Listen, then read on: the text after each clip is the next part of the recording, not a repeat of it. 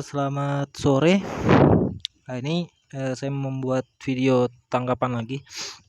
Saya ketemu di apa apa YouTube-nya Yonatan Nandar, YouTuber ndak beres sama sekali satu itu. Karena ya skillnya sedikit kacangan. Saya menyoroti dari link videonya videonya tidak saya tampilkan, saya hanya melampirkan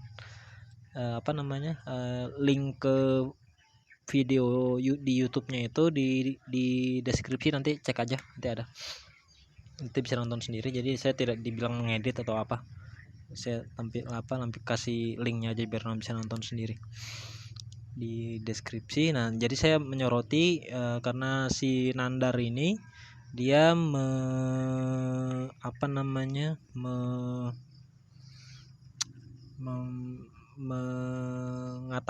hal-hal yang tidak jelas tentang Yesus. Dia tadi di videonya mengatakan bahwa Yesus mengajarkan pembunuhan dan juga melakukan atau mengajarkan tindakan makar. Tadi dia merujuk kepada 2 ayat di Alkitab. Kita lihat bersama. Tadi dia merujuk kepada Lukas 19 ayat 27. Ini sudah saya tandai ini. Lukas 19 ayat 27. Tadi dia bilang kan, akan tetapi semua seteruku ini yang tidak suka aku menjadi rajanya, bawalah mereka kemari dan bunuhlah mereka di depan mataku. Nah, ini di sini kan bacaan potongan ayat ini, yang ayat 27 yang dia kutip sembarangan semacam orang goblok itu dia ngambil dari satu perikop, dia bagian perikop dari Lukas 19 ayat 11 sampai 27 di bawah judul perikop perumpamaan tentang uang mina. Nanti bisa baca sendiri di Alkitab masing-masing di rumah, bagi yang punya, tapi harusnya punya loh. Bahwa perumpamaan ini tentang seorang raja, bangsawan lah ya, yang menyerahkan kepada hamba-hambanya sejumlah uang dengan besaran yang berbeda-beda. Kemudian si bangsawan ini pergi dan berharap uang yang dipercayakan itu tadi supaya membuahkan hasil, barang sedikit pun nggak apa-apa, yang penting ada hasilnya uang itu. Dan ini sebenarnya perumpamaan ini sebetulnya bukan soal duit, sebetulnya dia lebih ke soal iman kita. Jadi iman kita itu diberikan kepada kita supaya menghasilkan buah. Jadi kalau tidak berbuah, ya untuk apalah imanmu itu? Mending kamu pergi aja sana, dihukum. Makanya ada di bagian lain di dalam Alkitab bahwa pohon yang tidak berbuah akan dipotong, ditebang, dan ditambahkan ke dalam api. Jadi kalau bagi orang yang tidak menghasilkan buah, imannya tidak berbuah, ya jangan mengharapkan sesuatu yang luar biasa dari Tuhan. Memang begitu. Jadi kita harus menghasilkan buah, iman kita harus menghasilkan buah. Dan apa yang dia kutip ini bukan perkataan firman dari Tuhan Yesus, tetapi Tuhan Yesus hanya meneruskan cerita perumpamaan ini tadi. Memang nih warna merah ini memang Tuhan Yesus yang ngomong, tetapi ini bukan firman untuk dilakukan, bukan titah atau apa gitu, tetapi ini bagian dari rangkaian perumpamaan yang diceritakan. Ini kalimat terakhirnya gitu. Itu kan Nandar itu kan, makanya tadi saya bilang Nandar itu goblok. Ustadz Yonatan Nandar tapi goblok, Ustadz tapi goblok, ya dia itu ngaku-ngaku Ustadz tapi goblok. Kemudian tadi dia lagi mengutip satu bagian lagi dari Matius, Matius pasal sebentar. Matius pasal yang ke-10, pasal yang ke-10 ayat yang ke-34. Yesus di bawah judul perikop, Yesus membawa pemisahan bagaimana mengikuti Yesus. Jadi ada dua hal yang dibahas di dalam perikop ini.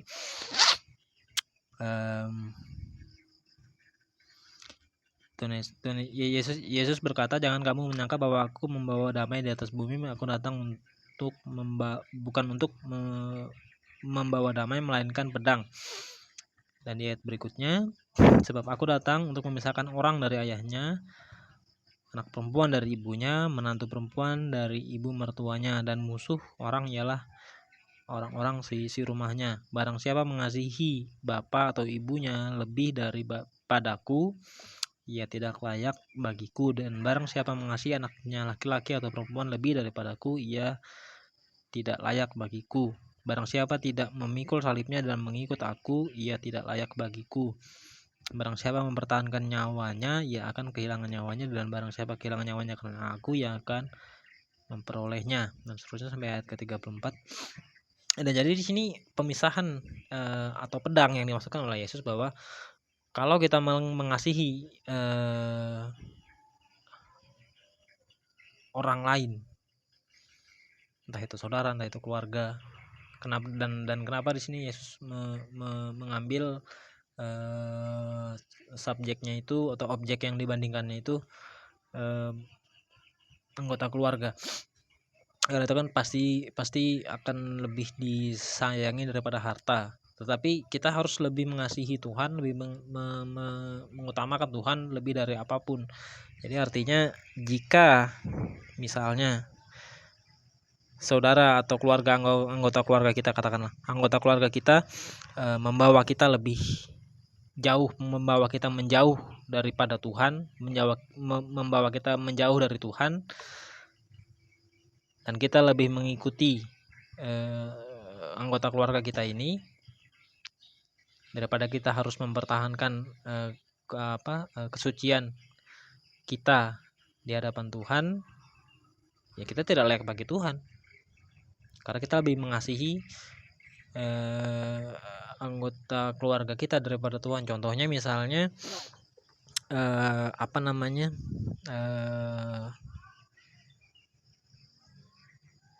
ini misalnya aja, orang tua kita menyuruh kita untuk mencuri, misalnya orang tua kita menyuruh kita untuk mencuri karena orang tua kita misalnya lagi butuh dana, mau beli rumah misalnya, atau mau membangun rumah, atau mau membeli sebuah kendaraan, duitnya kurang. Nah itu ada kesempatan emas tuh, itu kayaknya duit dia lagi banyak duit tuh, kamu ngapain kayak gitu, jadi penjilat kayak, atau maling kayak, atau kayak apa, supaya dapat cipratan dana, jadi supaya uangnya cukup. Nah ini kita, karena kita sayang sama orang tua misalnya gitu kan, karena kita sayang sama orang tua, ya sudahlah, ikutin aja, toh ini kan menyenangkan orang tua juga, kita menghormati orang tua kan, kita harus nurut sama orang tua kan, gitu kan, pandangan dunia kan seperti itu. Tetapi kalau kita mengikuti orang tua, maksudnya arahan dari orang tua sih, dan dengan melakukan hal seperti itu dalam kasus seperti ini yang tadi kita dengar, yang tadi saya katakan, akhirnya kita membuat diri kita najis di hadapan Tuhan karena kita melanggar ketetapan Tuhan, ya kita tidak layak di hadapan Tuhan kan, seperti itu pemisahan. Akhirnya si anak kita bisa dibenci oleh orang tua karena kita tidak mau menurut, ya itulah harga yang harus kita bayar. Karena kalau kita menurut pun itu jadi berbahaya.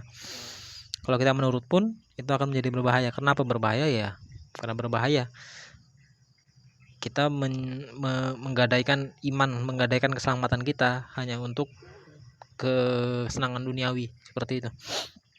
Jadi apa yang dikutip dari Yonatan Nandar itu tadi, Ustadz Yonatan Nandar, atau betul nggak nama Yonatan yang dipakai itu, dan klaim-klaimnya bahwa ia adalah seorang evangelis atau apa segala macam tuh saya ragu sama sekali tuh. Kalau dia berani debat sama saya, debat sini. Kemudian dia juga mengatakan bahwa apa tadi, Yesus itu dipakaikan mahkota duri karena dia mengaku sebagai raja orang Yahudi. Dibilang seperti itu. Dan Yesus juga mengajarkan makar, mengajarkan atau menghasut untuk tindakan makar. Nah, contoh ini. Kita baca di Matius pasal 22, bab 22 ayat yang ke-21. Jawab Yesus, ini kan kasusnya kan seperti ini. Ini debat judul perikop tentang membayar pajak kepada kaisar. Ini kasusnya guru, di ayat 16, kami tahu engkau adalah seorang yang jujur dan dengan jujur mengajar jalan kepada Allah, dan engkau tidak takut kepada siapapun juga, sebab engkau tidak mencari muka. Sebuah pujian di awalnya si orang Farisi ini kan, orang-orang Farisi datang kepada Yesus. Kenapa Yesus dipanggil guru? Karena dia sudah menyelesaikan pendidikan di keyahudian, menyelesaikan pendidikan di bait suci, sehingga dia layak untuk mengajar, makanya dia dipanggil guru. Kemudian di ayat ke-17 dikatakan, katakanlah kepada kami pendapatmu, apakah diperbolehkan membayar pajak kepada kaisar atau tidak. Ini seorang Farisi bertanya kepada Tuhan Yesus.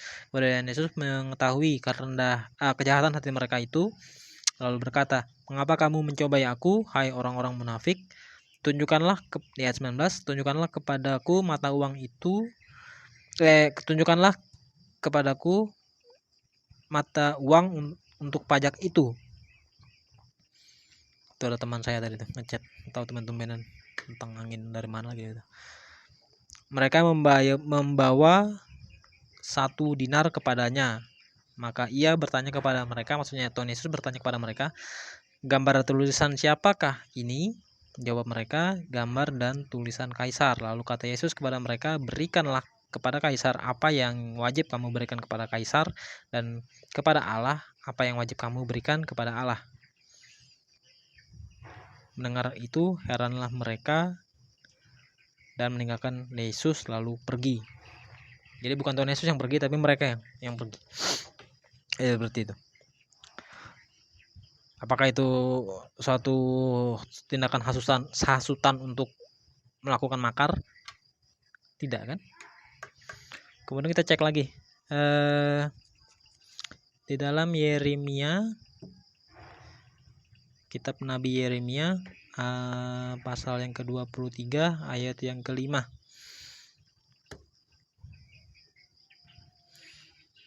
Ini di bawah judul perikop janji tentang tunas Daud yang adil. Ini kita masih membahas tentang ocehan-ocehannya si Nandar tuh tadi.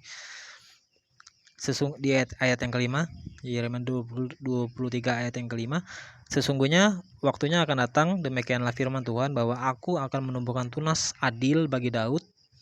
Ia akan memerintah, berarti bukan tunas pohon loh ya, ini maksudnya orang ini. Ia akan memerintah sebagai raja yang bijaksana dan akan melakukan keadilan dan kebenaran di negeri.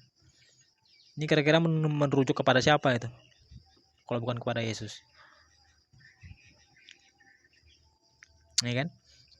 Itu merujuk kepada nubuatan akan datang raja, akan hadirnya seorang raja yang memerintah umat Tuhan, bangsa Israel. Kemudian kita cek lagi, kita lihat lagi di dalam Matius, kembali lagi kita ke Matius, bolak-balik aja nggak apa-apa. Matius pasal 2 ayat yang kedua. Ini orang-orang Majus dari timur. Di manakah dia bertanya-tanya, di manakah dan bertanya-tanyalah, maksudnya orang-orang Majus dari timur ini tadi, di manakah dia, raja orang Yahudi yang baru dilahirkan itu, karena kami telah melihat bintangnya di timur dan kami datang untuk menyembah dia. Ketika Yesus itu baru lahir saja, dia sudah disebut raja orang Yahudi. Jadi bukan Tuhan Yesus mengaku sebagai orang Yahudi, bukan. Dia baru lahir loh ini.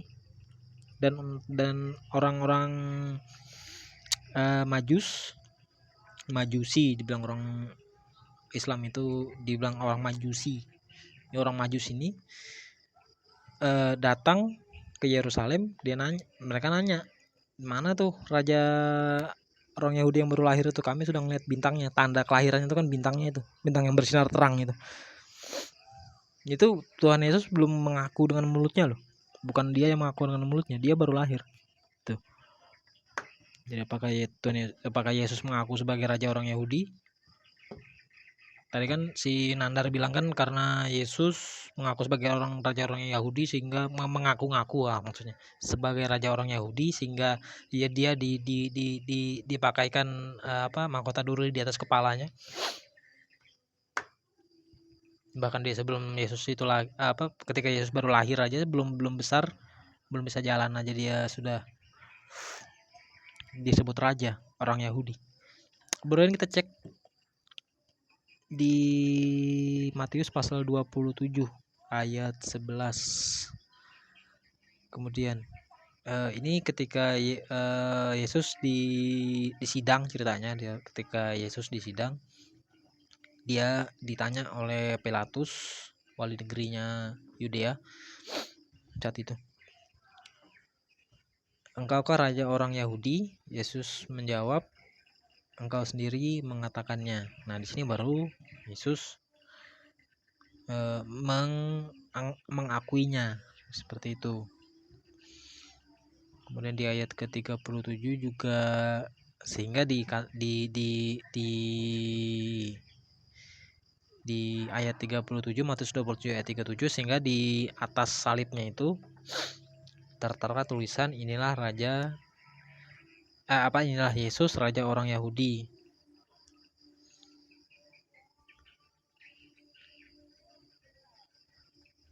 Tetapi sebelum Yesus besar pun, sejak dia baru lahir saja dia sudah disebut sebagai raja orang Yahudi. Makanya Herodes membantai anak-anak kecil ya. Jadi bukan Yesus mengaku-ngaku, tetapi kelahirannya itu sendiri sudah menyatakan bahwa dia adalah raja orang Yahudi. Kemudian kita lihat lagi bentar. Ini sudah terangnya. Kira-kira belum terang. Matius 22 ayat yang ke 44. Dan ini kutipan dari Mazmur 110 ayat 1. Tuhan berfirman kepada Tuanku, duduklah di sebelah kananku sampai musuh-musuhmu kutaruh di bawah kakimu. Itu tentang ini ketika orang Farisi lagi ngumpul, Tuhan Yesus datang bertanya maksudnya kan, apakah pendapatmu tentang Mesias, anak siapakah dia? Kata mereka kepadanya, anak Daud. Kata Tuhan Yesus kepada mereka, jika demikian bagaimanakah Daud oleh pimpinan roh dapat menyebut dia tuannya ketika dia berkata, Tuhan berfirman kepada Tuanku, duduklah di sebelah kananku sampai musuh-musuhmu kutaruh di bawah kakimu. Jika Daud menyebut dia tuannya, bagaimana mungkin ia anaknya pula? Jika itu adalah tuannya Daud, bagaimana mungkin tuannya Daud itu adalah keturunannya pula? Nah itu. Dan Yesus inilah juga disebut sebagai anak Daud karena dia dari garis keturunan Daud. Kalau menurut silsilahnya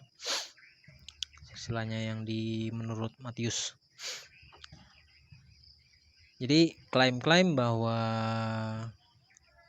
Yesus mengajarkan pembunuhan itu tidak ada. Ayat yang dia kutip tadi itu sama sekali ngawur, yang dikutip oleh Jonathan Nandar, dan juga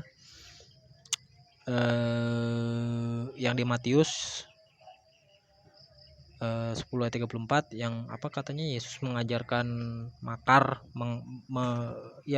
menghasut untuk tindakan makar, itu juga tidak tidak benar. Dan kemudian ini berapa menit? 20 menit. Dan kemudian mari kita cek di dalam, tadi sudah ada saya screenshot sedikit.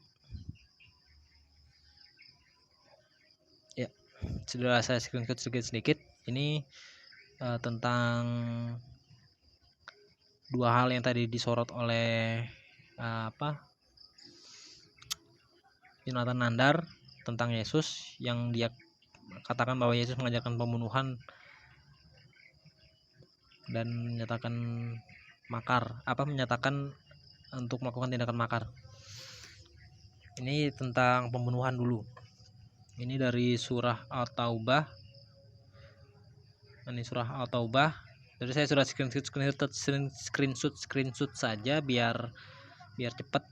Surat At-Taubah ayat 29, perangilah orang-orang yang tidak beriman kepada Allah dan tidak pula kepada hari kemudian, dan mereka tidak mengharamkan apa yang diharamkan oleh Allah dan Rasulnya, dan tidak beragama dengan agama yang benar, agama Allah, maksudnya Islam, yaitu orang-orang yang diberikan Alkitab kepada mereka sampai mereka membayar jizyah. Jizyah sudah ada saya bahas loh ya di postingan saya tadi yang saya lampirkan gambar itu. Ini sudah pernah saya bahas jizyah ini, tapi nanti saya bahas lagi. Ada lagi, bukunya belum habis saya baca satu bab. Dengan patuh sedang mereka dalam keadaan tunduk. Kalau dalam terjemahan lain, kata tunduk ini mana dia nih? Sebentar ya, saya sorot biar enak. Kalau dalam terjemahan lain, kata tunduk ini itu bukan tunduk, tetapi terhina. Bukan tunduk, terhina. Kalau dalam terjemahan lain, ini karena saya pakai terjemahan Indonesia, tulisnya tunduk, ya tunduk lah dari situ kan. Kalau dalam terjemahan lain dia terhina. Nah, kita baca tafsirnya, jadi kita tidak salah menginterpretasikannya, tidak salah menerjemahkannya, memahaminya.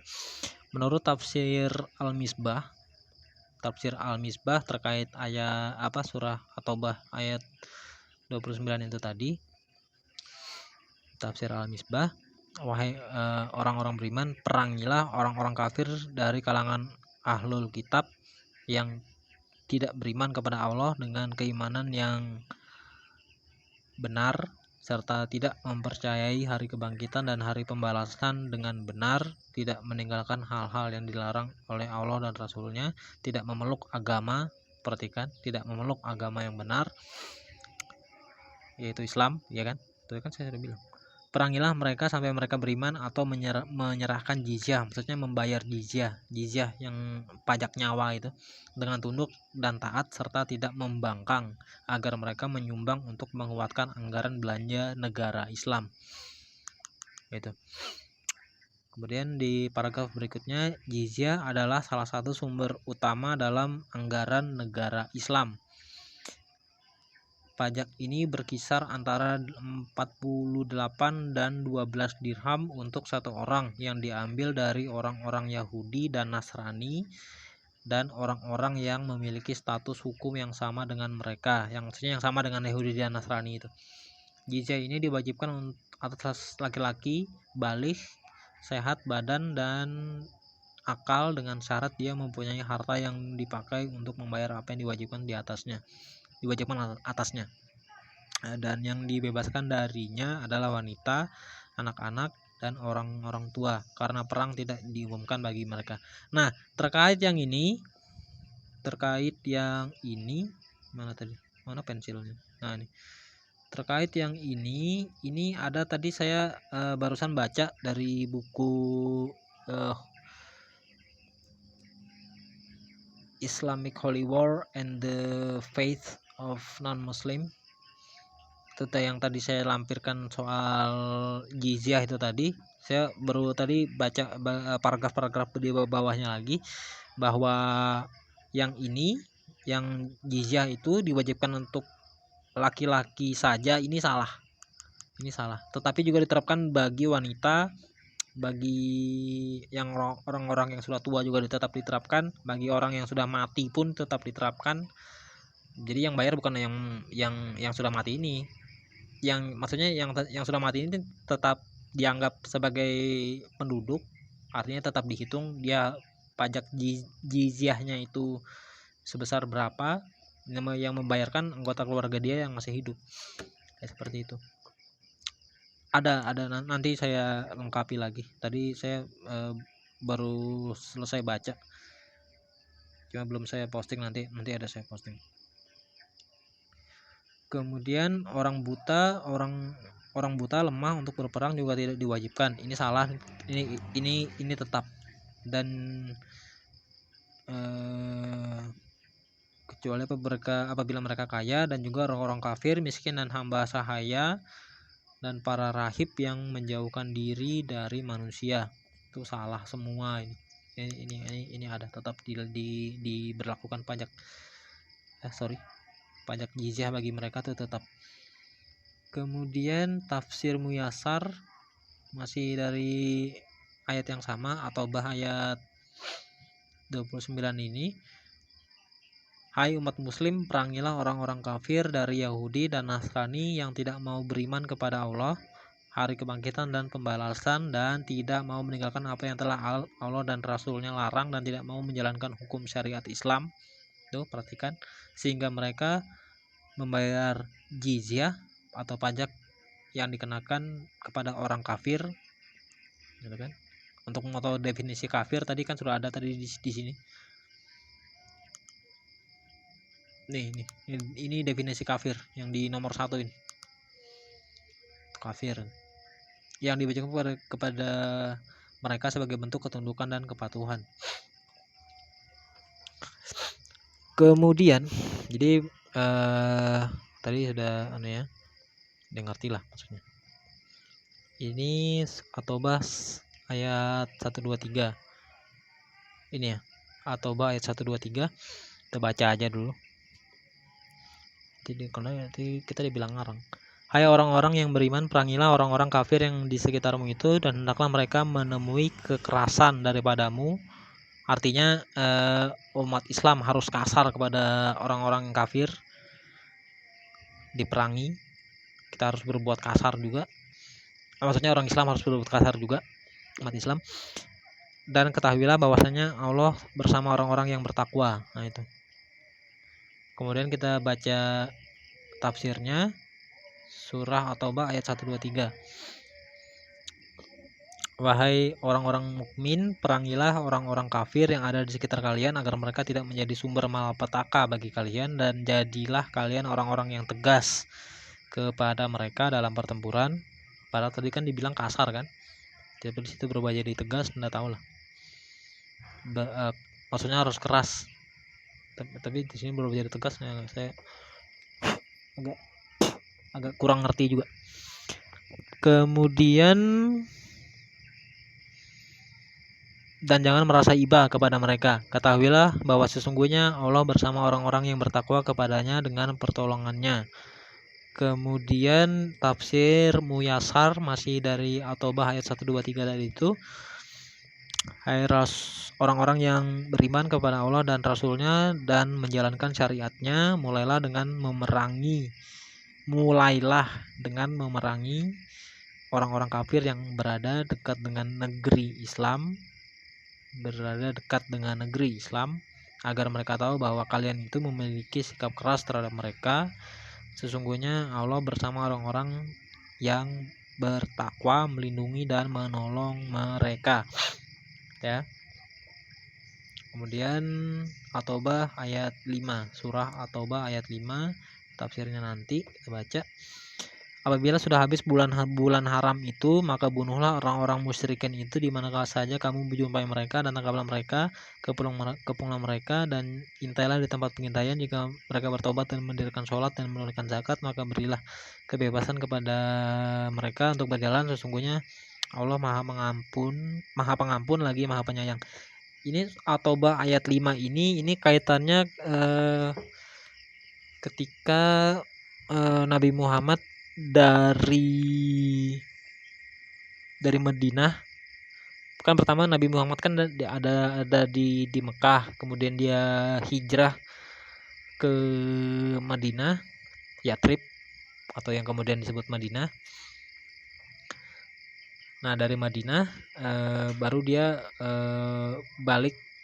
kembali ke Mekah bersama para pengikutnya yang sebagian berasal dari Mekah, sebagian lagi berasal dari Madinah untuk mengambil alih Mekah. Dan itu pada saat mereka penyerangan itu didahului dengan apa namanya itu, sebutannya saya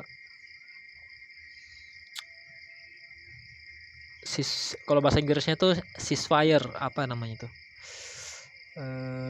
gencatan senjata itu bukan perang, maksudnya perang dihentikan, stop, masa damai lah, diawali dengan masa damai sekian hari apa gitu. Nah, setelah itu baru Nabi Muhammad berserta pengikutnya menyerang kota Mekah dan mengambil alih kota Mekah, seperti itu. Apaan tuh barusan? Kemudian kita lihat terjemah tafsirnya atas surat At-Taubah ayat 5 ini tadi, tafsir Al-Misbah oleh Muhammad Quraisy Shihab, nggak tahu siapa gitu. Apabila masa perlindungan selama 4 bulan itu telah habis, maka perangilah orang-orang musyrik yang melanggar perjanjian dimanapun mereka berada. Tangkaplah mereka dan dengan kekerasan, kepunglah mereka dari segala penjuru, intailah mereka di semua tempat. Apabila mereka telah bertobat dari kekufuran dan berpegang teguh kepada hukum-hukum Islam dengan mengerjakan sholat dan menunaikan zakat, berikanlah kebebasan kepada mereka karena mereka telah masuk dalam agama Allah. Sesungguhnya mereka Maha Pengampun atas orang yang bertobat dan Maha Penyayang pada hamba-hambanya. Kemudian kita lihat lagi di dalam tafsir Muyasar, masih dari ayat yang sama atau ayat 5. Dan apabila telah habis 4 bulan tersebut, yaitu di bulan di mana orang musyrik merasa aman dari kalian, maka umumkanlah peperangan kepada setiap musuh Allah dimanapun mereka berada. Kepunglah tempat persembunyian mereka, lalu bunuhlah mereka, intailah mereka dimanapun berada. Apabila mereka kembali dari kekufurannya, lalu kayaknya salah ketik dia nih, lalu masuk Islam, kemudian melaksanakan seluruh syariat Islam dengan mendirikan sholat dan mengeluarkan zakat, maka biarlah mereka, karena mereka telah menjadi saudara kalian dalam Islam. Sesungguhnya Allah Maha Pengampun bagi orang yang bertobat dan kembali, serta Maha Penyayang terhadap mereka. Kemudian ini surah At-Taubah ayat 29. Tadi ada saya enggak ya? Oh, enggak. Belum saya. Itu ayat berapa tadi? Surah At-Taubah ayat 29. Tadi kayaknya sudah, cuma itu ayat yang belakangan. Nah, ini surat At-Taubah ayat 29. Cuma tadi kan sudah kita bahas yang tafsir Al-Misbah dan tafsir Muyasarnya. Nah, ini At-Taubah ayat 29. Ini yang menurut tafsir Ibnu Katsir. Perangilah orang-orang yang tidak beriman. Sebentar. Sorry, saya ulang. Tadi ada gangguan teknis sedikit. Ini yang tafsir Ibnu Katsir surah At-Taubah. Tadi sampai mana tadi? Nah, dari sini aja ya. Maka dalam waktu yang sama tidak beriman kepada Nabi Muhammad, karena itu tidak berkeimanan mereka di antara. Ini artinya karena tidak beriman kepada Nabi Muhammad, maka keimanan mereka atau agama mereka itu tiada berarti. Kemudian di paragraf berikutnya, sesungguhnya mereka hanya mengikuti pendapat mereka sendiri dan hawa nafsu mereka serta nenek moyang mereka dalam segala perbuatannya, bukan karena Allah telah mensyariatkannya, bukan pula hal itu berasal dari agama Allah. Katanya gitu ya. Sekiranya mereka benar-benar beriman kepada apa yang ada di tangan mereka dengan keimanan yang benar, niscaya hal itu akan menuntun mereka untuk beriman kepada Nabi Muhammad, katanya gitu. Karena sesungguhnya semua nabi telah menyampaikan berita gembira akan kedatangannya dan mereka memerintahkan kepada umatnya masing-masing agar mengikuti Nabi Muhammad bila telah muncul. Ketika Nabi Muhammad tiba, mereka kafir kepadanya, padahal Nabi Muhammad adalah Rasul yang paling mulia. Ini baca aja ya masalah objection atau keberatannya atau bantahannya nanti.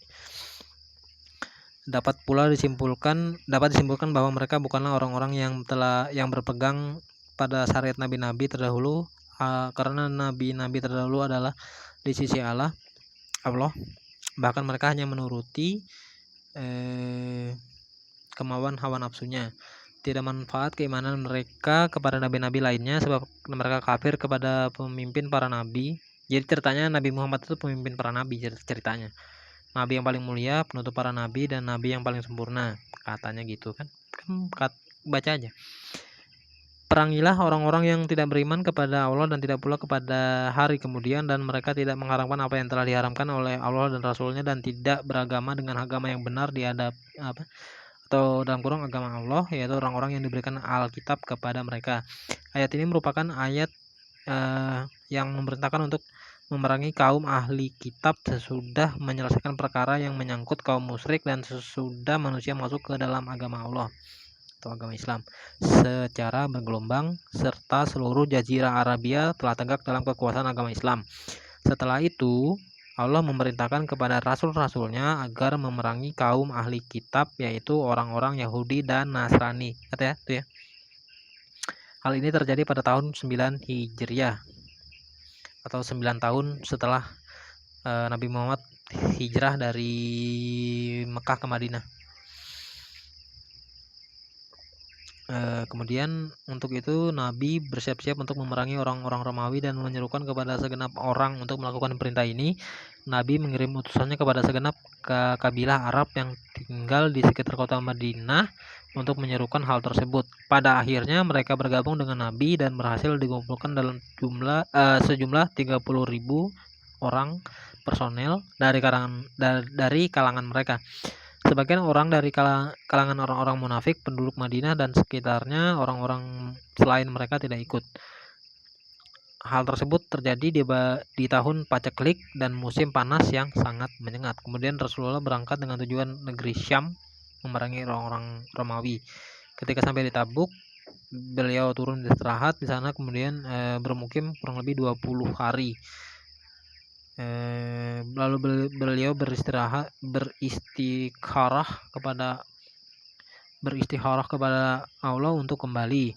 Kemudian beliau kembali di tahun itu juga karena dicekam oleh keadaan atau situasi yang sempit dan kondisi orang-orang dalam keadaan lemah, seperti yang akan diterangkan kemudian. Sebagian ulama menyimpulkan dalil ayat ini bahwa jizyah itu hanya dipungut dari kaum ahli kitab atau orang-orang yang serupa dengan mereka, misalnya orang-orang Majusi. Dalam sebuah hadis sahih disebutkan bahwa Rasulullah memungut jizyah dari orang-orang Majusi penduduk Hajar. Hal ini yang dikatakan oleh mazhab Imam Syafi'i dan Imam Ahmad menurut riwayat yang masyhur dari lainnya. Tapi kalau kita lihat dari sejarahnya lain. Nanti ada saya posting itu. Tunggu aja. Lain halnya dengan Imam Abu Hanifah, ia berpendapat bahwa jizyah dipungut pula dari semua orang ajam, baik yang dari kalangan ahli kitab ataupun orang-orang musyrik, tetapi tidak dipungut dari orang Arab selain dari kalangan ahli kitabnya saja. Bahkan diperbolehkan memungut jizyah dari semua orang kafir, baik yang kitabi, yang Majusi, dan yang Wasani ataupun yang lainnya. firman Allah Subhanahu wa taala sampai mereka membayar jizyah. Maksudnya jika mereka tidak mau masuk Islam. Jika mereka tidak mau masuk Islam, ya bayar jizyah, maksudnya gitu. Dengan patuh, yakni dengan patuh menyerah dan menyerah kalah. Sedangkan mereka dalam keadaan tunduk, yaitu dalam keadaan hina, rendah dan kalah. Karena itulah tidak boleh membanggakan ahli zimmah. Tidak boleh pula meninggikan mereka di atas kaum muslim, bahkan mereka harus dipandang terhina. Ingat ya, mereka harus dipandang terhina, kecil lagi celaka, seperti yang disebutkan di dalam kitab Sahih Muslim melalui Abu Hurairah.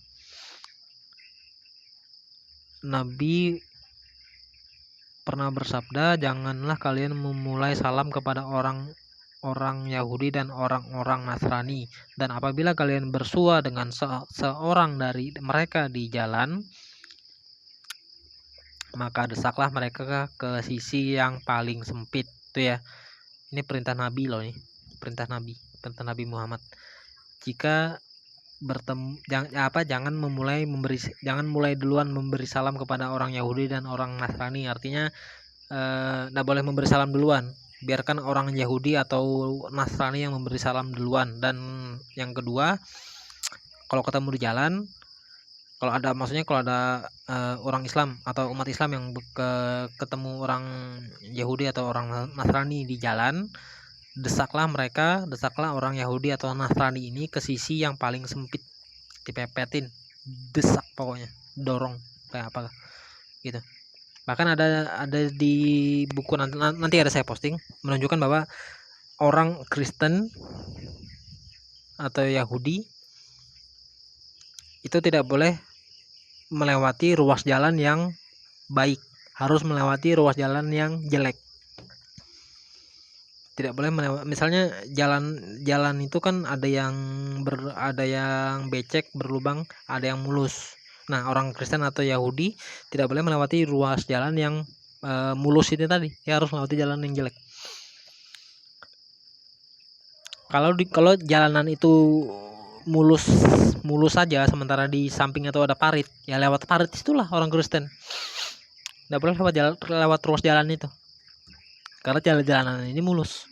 Ini pokoknya harus lewati yang jelek, pokoknya jelek lah. Ada itu, nanti ada saya posting, nanti saya ada bukunya. Karena itulah Amirul Mukminin Umar bin Ibnul Khattab menetapkan syarat-syarat tertentu yang telah dikenal bertujuan untuk menganggap mereka hina, kecil dan lemah. Ini maksudnya nih Fakta Umar.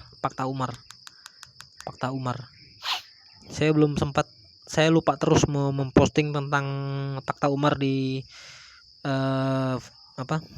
di beranda saya lupa terus. Nanti saya posting lah. Saya lupa. Nanti ada saya posting. Hal tersebut telah diriwayatkan oleh para hufaz melalui riwayat Abdurrahman Ibnu Ganam al-Ash'an, itu tuh kata, yang menceritakan bahwa ia menulis surat kepada Umar Ibnul Khattab ketika ia mengadakan perjanjian perdamaian dengan orang-orang Nasrani dan penduduk negeri Syam. Isinya sebagai berikut. Nah, ini yang mana tuh itu? Nah, ini nanti dibaca aja sendiri ya, biar tidak terlalu panjang waktunya. Nanti yang dimulai dari bawah setelah titik 2 ini Fakta Umar. Fakta Umar ini. Yang di bawah ini. Ke bawahnya ini Fakta Umar. Nanti ada saya posting juga, saya ada dapat. Nah, ini kita bahas cepat aja ya. Saya ambil sebagian, tapi nanti bisa di freeze videonya, di pause gitu.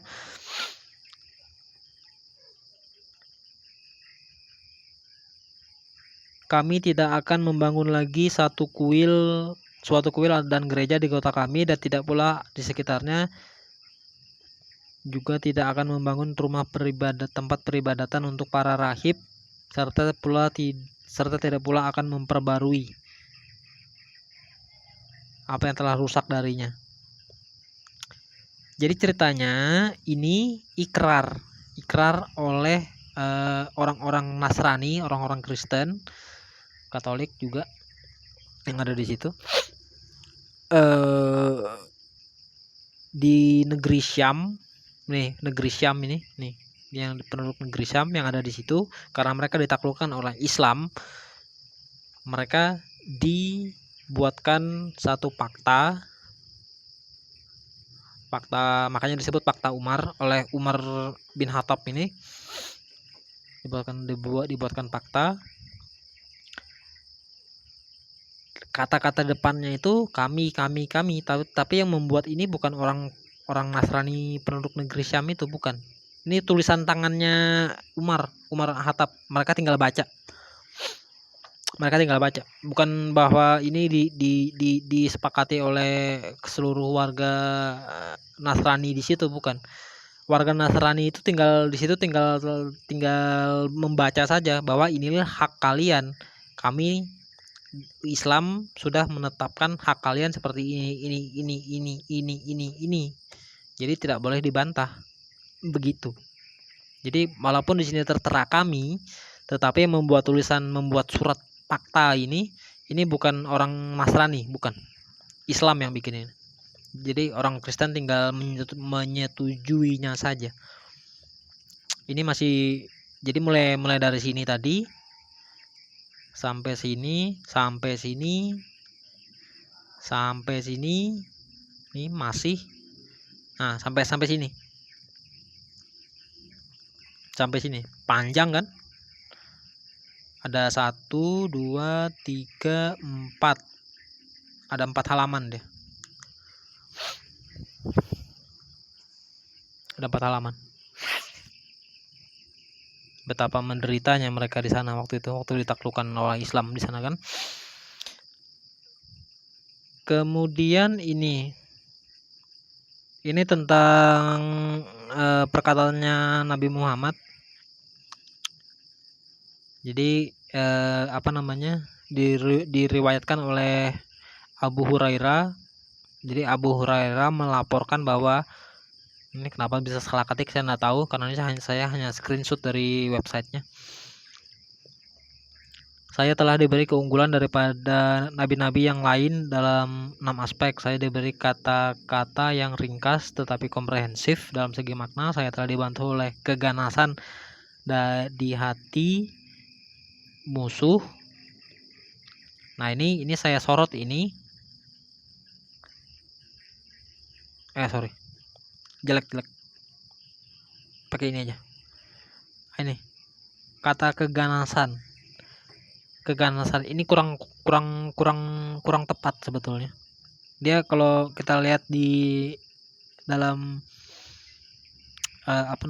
dalam yang website hadis dalam bahasa Inggrisnya, dia menggunakan kata teror.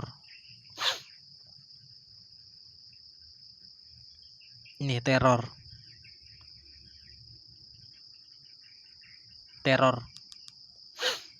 Jadi bukan keganasan, bukan kebuasan, keganasan bukan, teror. Kalau tidak percaya apakah ini terkait atau tidak, lihat di bawah sini. Di sini dikatakan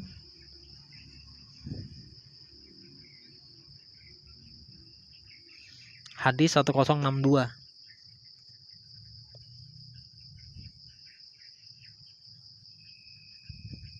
Kita lihat di sini. Sama enggak? Sama kan? Itu sama deh. Jadi kalau yang dalam versi bahasa Inggrisnya dia lebih jelas. Bukan hanya keganasan atau keberingasan, bukan, teror dia sebetulnya. Makanya banyak dari kalangan muslim, ini mohon maaf aja, tapi kalau tersinggung ya silakan, saya masa bodoh. Makanya banyak dari kalangan muslim yang menjadi teroris. Banyak yang menjadi teroris bukan karena apa? Ya karena memang meneladani sang nabi. Ini lanjut lagi. Mungkin sebentar lagi habis kayaknya nih. Saya terlalu banyak itu. Tadi saya rencana sedikit aja, cuma sempat banyak. Enggak apa-apa. Ini dari surah Muhammad ayat 35. Janganlah kamu lemah dan minta damai, padahal kamulah yang di atas, dan Allah pun bersamamu, dan Dia sekali-kali tidak akan mengurangi pahala amal-amalmu.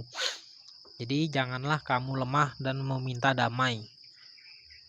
Jadi umat muslim tidak boleh meminta damai. Kita lihat di dalam tafsir Al-Misbah dari surah Muhammad ayat 35 itu tadi. Janganlah kalian lemah dalam menghadapi musuh, janganlah mengajak mereka berdamai karena alasan takut kepada mereka, padahal kalian lebih tinggi dan akan menang dengan kekuatan iman. Allah selalu membela kalian dan Dia sekali-kali tidak akan mengurangi pahala. Kemudian ada jalan lain.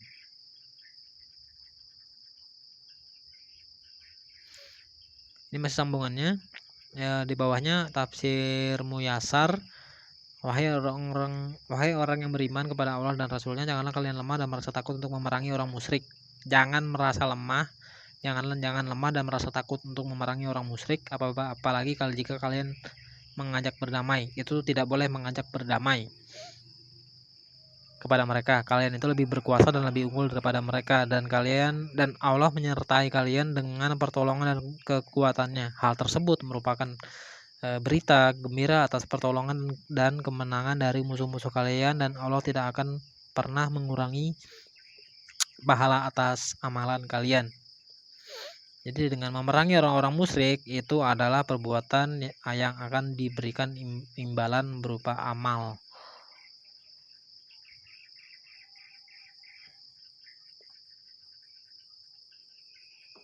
Ini tafsir dari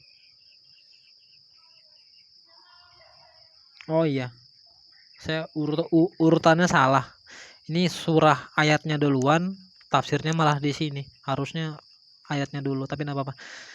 Ini surah An-Nisa ayat 84. Maka berperanglah kamu pada jalan Allah, tidaklah kamu dibebani melainkan dengan kewajiban kamu sendiri. Kobarkanlah semangat para mukmin untuk berperang.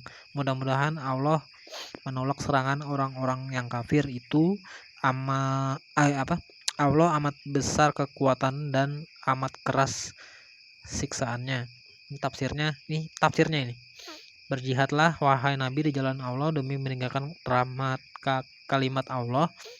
Perbuatan orang lain tidak harus kamu pikul dan kamu tanggung. Doronglah orang-orang mukmin untuk berjihad dan berperang. Doronglah orang-orang mukmin untuk berjihad dan berperang. Padahal kita tahu sendiri di dalam setiap aksi kegiatan jihad kepala melayang. Kepala melayang, perempuan-perempuan entah itu tua muda, hajar, harta melayang. Gitu kan? Berbuatlah mereka senang kepadanya. Semoga Allah melindungi kalian dengan mereka dan denganmu dari siksaan orang-orang kafir dan tekanan mereka. Allah lebih keras kekuatannya dan lebih kuat hukumannya atas orang-orang kafir. Ini surah Al-Anfal ayat 65, ada enggak? Ini tadi, ini tadi ketinggalan ini, saya surahnya lupa. Tapi nanti bisa cari sendiri ya. Ini surah Al-Anfal atau surah nomor 8 ayat 65. Surah Al-Anfal atau surah nomor 8 ayat 65. Tafsir Al-Misbah. Wahai Muhammad, perintahkanlah orang-orang yang beriman, artinya orang-orang muslim. Kan kalau yang orang di luar muslim kan dianggap tidak beriman kan? Kan begitu memang. Orang-orang yang beriman, artinya orang-orang muslim, untuk berperang demi menjunjung tinggi kalimat Allah. Gembirakanlah hati mereka dengan kebaikan dunia dan akhirat di balik peperangan itu. Makanya orang-orang yang berjihad itu dijanjikan yang pertama masuk surga, dan di surga pasti akan dapat perempuan untuk disetubuhi. Hadiahnya jihad kan itu. Jihad pasti masuk surga kan. Jika demikian kami akan menguatkan jiwa mereka apabila ada 20 orang prajurit dari kalian yang teguh iman mereka, memiliki jiwa kesabaran dan ketaatan, niscaya mereka akan dapat mengalahkan 200 pasukan musuh dari orang-orang kafir. Dengan demikian itu mereka tidak memahami hakikat-hakikat persoalan. Mereka tidak memiliki keimanan, kesabaran jiwa, dan keinginan untuk mendapatkan pahala.